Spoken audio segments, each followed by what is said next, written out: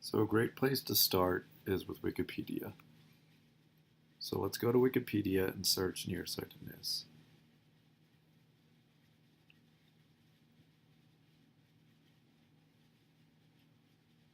Now, if you look through, there's a table of contents in a section called epidemiology, which refers to how common is this disease across time and different areas. How does that change?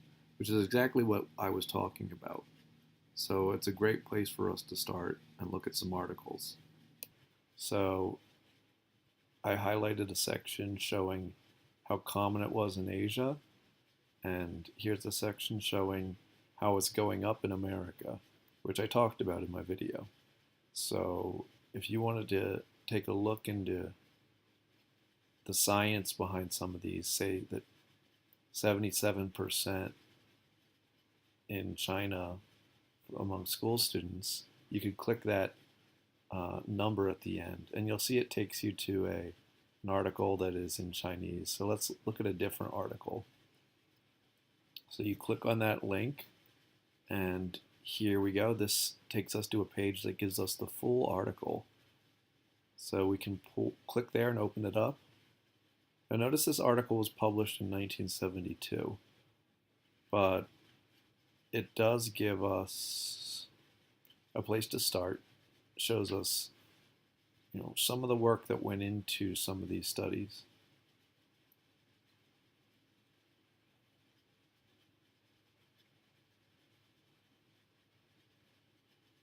So we can just kind of scroll along.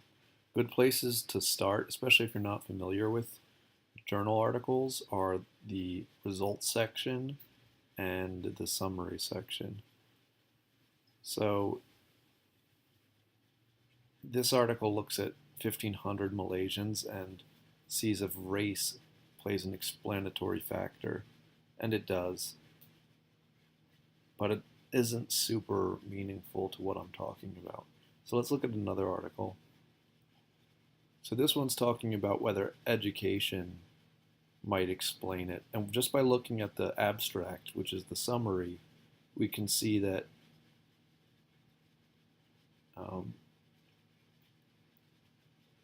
education doesn't explain the ethnic differences entirely. And that's right under the conclusion right there. Again, that's kind of interesting, but it's not exactly what we're looking for. And it also doesn't have the full article. So by Googling the title of the full article, we can see if we can find the full article somewhere else, because we only got to see the summary. So sometimes you just have to play the Google game and, be a little bit patient.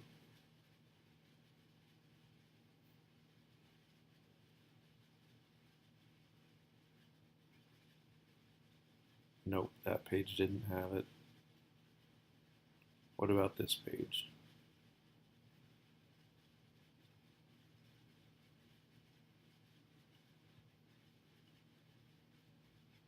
No, it looks like I don't have access.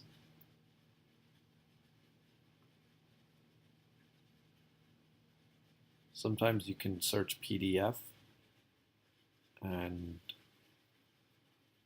sometimes that'll help. Looks like it didn't help here. So that's a bit of a dead end.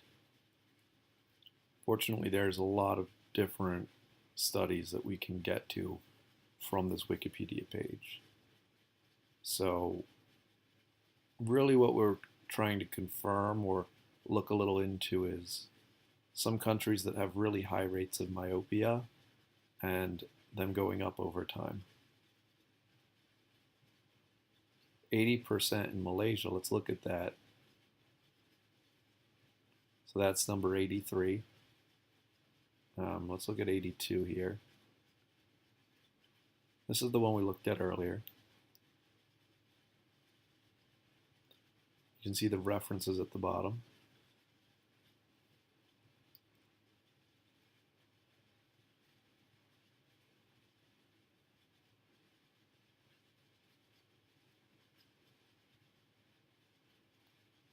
Let's go back to that section.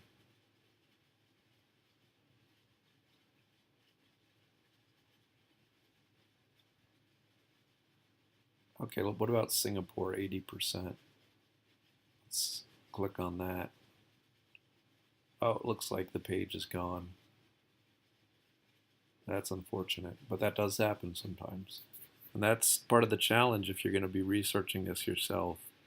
Um, it does require a little bit of work. It does require some reading. Oh, so here's an interesting one. Remember how I said outdoor activity led to reduced myopia? So here's that article. Looks like they used 1,200 students in their test. So teenage children. So let's try to get the full article. So let's try Googling it. Bingo.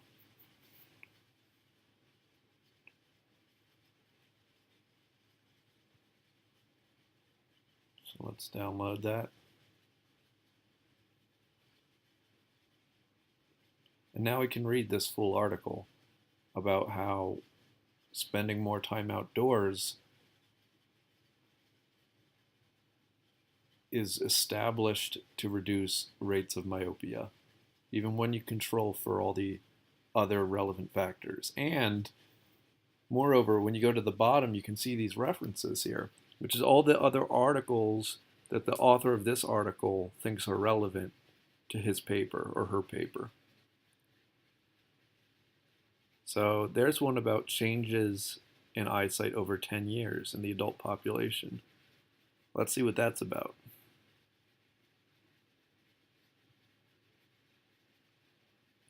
Looks like this was written in 2002. This is using some complicated words. Sometimes you have to read these pretty slowly to figure out what they're saying if that's not a field you have experience in.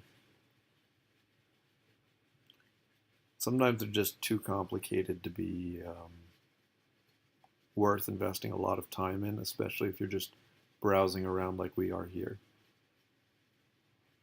And then, oh, look at these similar articles. So again, I'm just showing you kind of how to explore, and usually your search will be much more directed if you're trying to confirm a single claim. So let's look at these references again.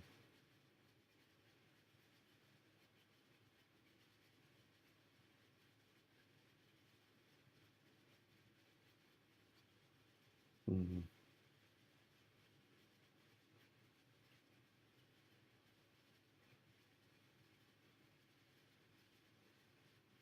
A lot of interesting stuff here, but not necessarily all very relevant. Okay, let's close that out.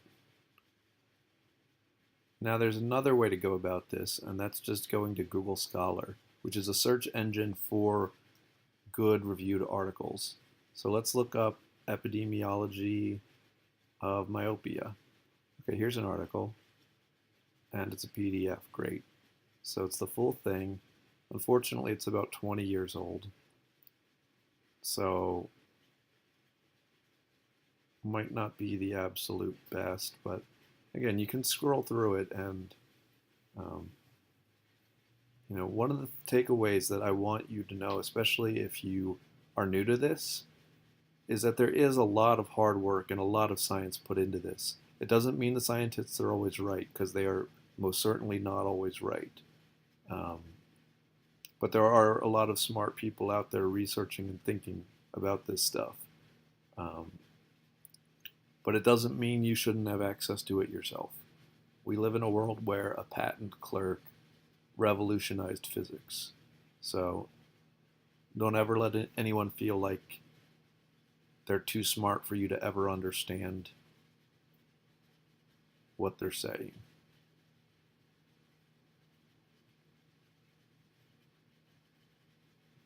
So not so much interesting on that. It's a little bit too old.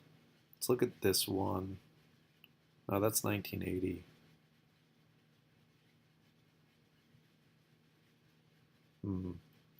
Oh, let's use this filter here. Interesting.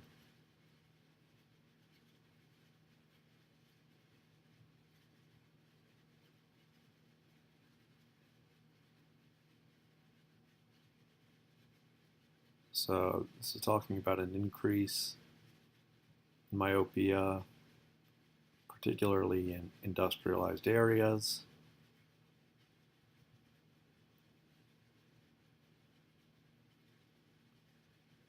Summarizes genetic predisposition as well as environmental exposures.